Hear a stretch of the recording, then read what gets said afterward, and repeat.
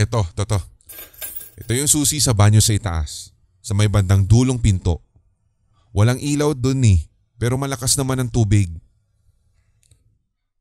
Ni Aling Maria sabay abot ng isang kalawanging susi sa dalaga.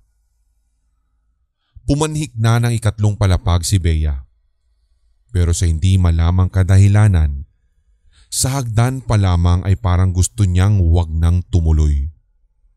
Bagamat tirik ang araw, ay madilim pa rin sa may buong bahagi na ikatlong palapag.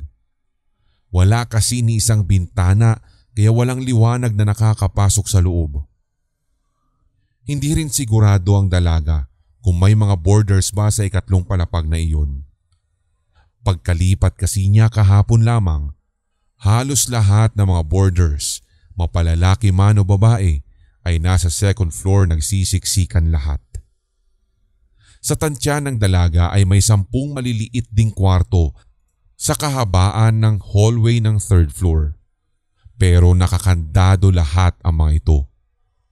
Puno na rin ng agyo ang mga muebles na tila walang pumapanhik ni isang tao doon. Sa pinakadulo ng hallway,